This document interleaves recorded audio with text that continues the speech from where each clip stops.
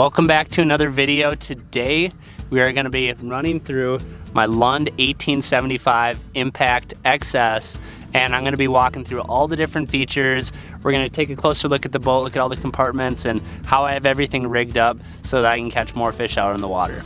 Now before we get into the nitty-gritty of how I have everything rigged up and organized in the boat, I want to thank the Power Lodge here in Baxter for helping me get everything rigged up and helping me actually track down this boat this spring. As most of you know, it was a crazy year to get a boat, and they definitely helped out along in that process, and they did a stellar job rigging this thing up. So I want to thank them first and foremost. And now before we hop in the boat, the first thing I want to show you is how I have the transducers rigged up in the back. That's one critical aspect, that if you have things rigged up correctly back here in the back of the boat, that'll help you catch a lot more fish. So let's take a look at that right now. So this year I rigged up the boat with hummingbird graphs. So naturally I have hummingbird transducers in the back. So what's cool about what I have set up back here is that I have a side imaging transducer right here, and I also have another one back here on the back side. So what that allows me to do is look out on either side of the boat without having to trim this motor up while I'm kind of maneuvering around structure looking for fish or looking for cover.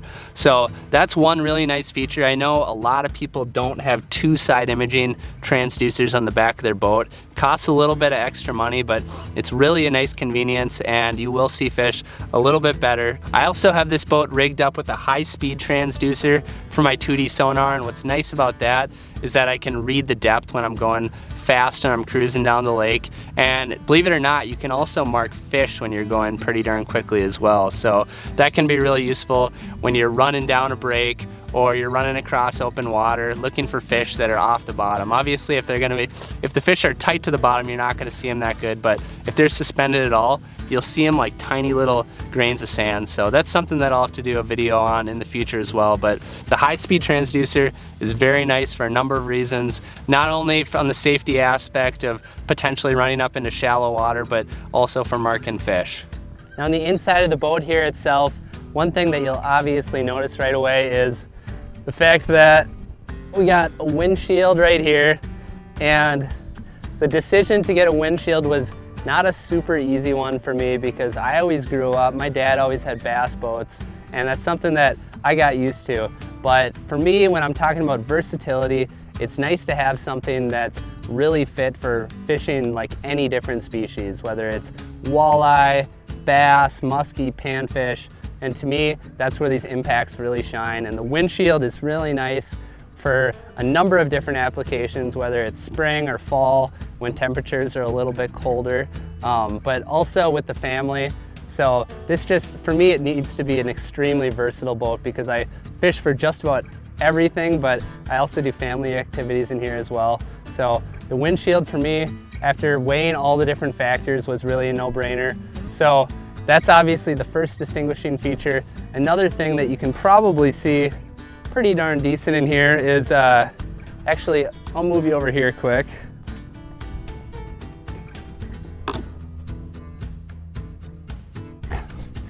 Is the fact that there is a ton of operating room in the back of the boat here. And where that really comes in handy is when you're walleye fishing specifically. So one thing that I've found is when I'm walleye fishing, I will be using this remote right here all the time for boat control. So I have a trolling motor up front, the Ultrax, and that has the iPilot technology, which basically just means that you can control it with your remote, with your graphs also. So that's where I find myself quite often, is right in this area right here, looking at my big graph right here in the console, fishing off the side of it. If I want to troll, if I want to have a number of people in the boat, that's where this big area in the back really shines. There's also a casting deck off the back here, as you can see right where the live well is, and a couple other things in the back of the boat I'll show you right now. So I have a couple pop-up jump seats on either side of the boat. There's one right here, there's one over here on the other side, and there's storage underneath there. So I have extra boxes and tools in that particular spot. And then on the flip side here, if you can see that, I have a nice sized live well. So plenty of room in here. I got the live well, I got storage, I got the jump seats. You'll also notice that there's actually sort of a little lip area underneath the casting deck, and it is the perfect size for fitting a number of these soft plastic bins. I'll actually look them up online and see if I can link down below the exact ones that these are, but I have a bunch of different plastics in here. This one happens to be my swim baits. On the other side here, I have a lot of my other stuff. I got, you know, straight tail flukes. I got Senkos, or stick worms, whatever you want to call them. I got drop shot baits as well. So it's just really handy to have some of your go-to soft plastics right here in these bins, easy to get to so I don't have to be digging through my compartments.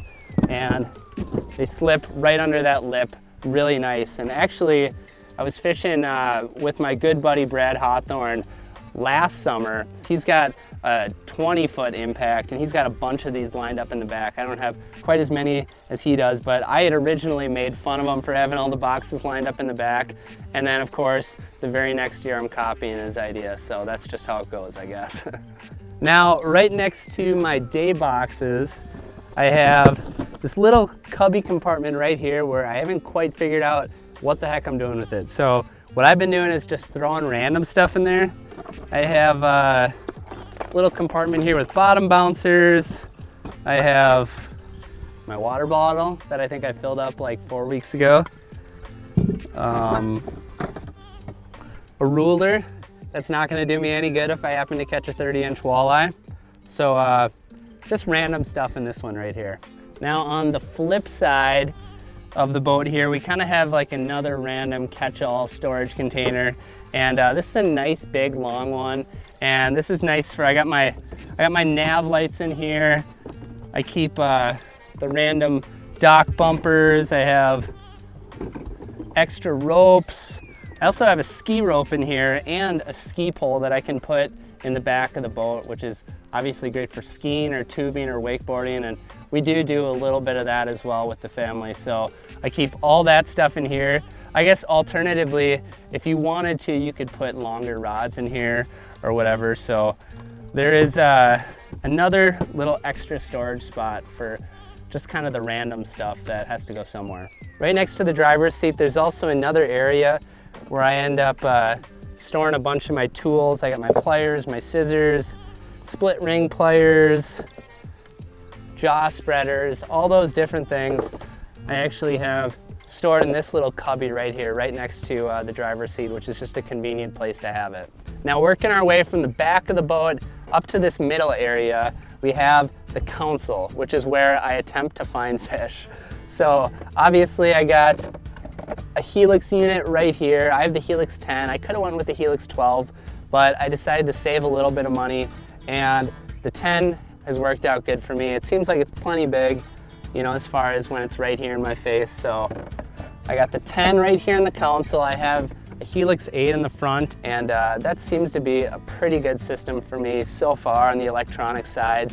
And what's cool about this console area is obviously you got the steering wheel, you got all the gauges, you have a little spot where you could fit a cell phone, you also have a little cubby right next to it, and you have a USB plug-ins, you have a 12-volt plug-in, you have all your different buttons right here, you got a radio, and then underneath the console we have this storage area that's down here where there's actually a ton of room to fit random boxes, snacks, water bottles.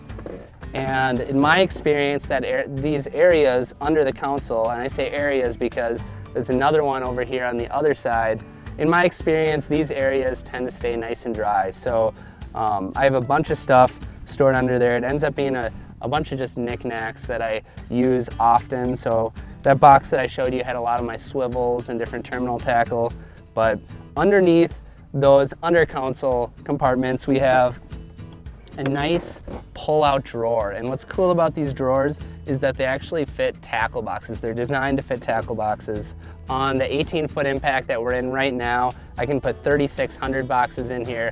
I know that a couple of my buddies actually have the 20-foot impact, and they're able to put 3,700 size boxes in here. So it's a really nice system. I actually have one drawer right here, and I have another drawer over on the other side of the console. So actually, let's flip over to that side right now. How does that look right there? Yeah, that's perfect. So obviously on the other side here, I have another under console storage area. We have another drawer with more tackle boxes. And then this area right here is where I store a lot of random different nuggets as well. It does not get wet in here, so this is a good dry storage area. I have cup holders in a few different spots. We have another little kind of catch-all area where I throw random stuff on the left side of the console here. So all in all, I'm really impressed by this full windshield console area. It's really a utilitarian setup. There's a bunch of different storage areas that are easily accessible, and there's actually really a lot of space to put things. So I'm a big fan of the console area. I also really like the rod locker as well. It's designed for 10 rods, and I've found that, you know, whether it's bait casting rods or spinning rods, I'm able to really easily and conveniently store 10 rods in here without having too much problems moving rods around to get other ones out. So you'll also notice underneath the rods, I actually have my battery set up. So I'm running this entire boat on a 24 volt system, and the reason why I'm not running a 36 volt is because, number one, it's probably not necessary in this particular boat in the 18-foot model. And the other reason why we didn't go 36 volt is the fact that I couldn't find a 36 volt Ultrex to put up front. One thing that we did do is we wired up an extra battery in here, so when we are running those really long days going from dark to dark, personally so far this summer I've had enough juice in those situations, even when you're running a good bit of the day. So now that we've kind of covered this console area, let's move up to the front. Now up here on the bow of the boat, one thing I love about this boat is the fact that it really has a nice area in the back to walleye fish and troll, and you know, plenty of space for people. But in the front, I also have a really nice casting deck. So I got plenty of room. You can even fish two people up here if you really had to. Obviously, I mentioned earlier, I'm running the Ultrex, a 24 volt system. And to me, the Ultrex is awesome just to have the power steering right here when I happen to be using the foot pedal and not this remote. Obviously, with a lot of the fishing that I'm doing, when I'm targeting walleyes specifically, I use this a ton. When I'm trolling, Lindy rigging, all those different things. But when I happen to be bass fishing or muskie fishing and I want to have both hands on the rod and reel at pretty much all times, I have the foot pedal there with the power steering. I also have a Helix 8 in the front. These aren't giant screens, but you are able to save quite a bit of money. And honestly, for me personally, you know, I've looked at 12-inch screens and even bigger ones in different boats that I've been on, and it's really nice. But ultimately you get used to what you have. So if you're looking to save a little bit of money, I wouldn't be too afraid to downsize your screen a little bit. So that's pretty much my electronics setup on the front, in the front here.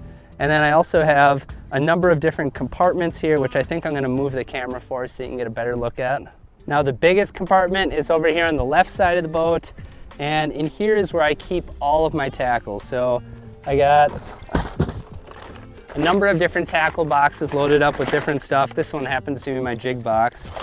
I got to work on my soft plastic storage, obviously, but here's a big pile of soft plastics, all based on different category of baits. I got line in there as well. So that's where I keep most of my tackle. And on the flip side over here, I'm going to turn the camera. In this bigger front compartment, I have my life jackets, more ropes, I have the throw cushion, I have my rain suit, a number of different things. Right behind it, a little bit of a smaller compartment, is actually a second live well, which more often than not I end up using as a cooler. So I throw a bunch of ice in there, you can put drinks and whatnot. And then right next to it I have a little bait well. So I put my minnows in there, my leeches, etc. That's a nice thing to have as well. So tons of different storage options up here on the front of the boat. We also have this netting where you can throw a jacket, a sweatshirt, anything like that. So now another crucial aspect of having a functioning boat is having an outboard engine. And this one right here is the Mercury Pro XS. It's a 150 horsepower engine, and that's actually the biggest engine that I can put on this boat, but it definitely runs great. I've had this boat specifically running about 48 or so as far as the max speed goes, so that is plenty fast for pretty much anything that I have to do. So that's what I got on the engine side. And also right next to the engine is this little ladder here. And the ladder is nice for a number of reasons. I think a lot of people, when they think of having a ladder on a boat, they think about swimming, right? But it's also important to have a ladder if you are fishing in rough waters, or it's early in the season or late in the season when water temperatures are a little bit colder. If you happen to fall out of the boat, if you can't get back in the boat for whatever reason, that could be a really, really dangerous situation. So having a ladder that's easy to get out, easy to use is another really nice feature from a safety standpoint as well. So there you have it, a really quick and simple walkthrough of my entire setup on my Lund 1875 Impact XS. One more thing I will mention that I was able to save a lot of money on was I actually have this boat rigged up with a Helix 8, which is an SI unit, and a Helix 10 on the back, which is a DI unit. And what's interesting about that is the fact that the way all these units network together in this boat, I'm able to read side imaging on both of my units, even though only one of them has SI capabilities technically. So that's another thing that you might want to keep in mind when you're rigging out your boat.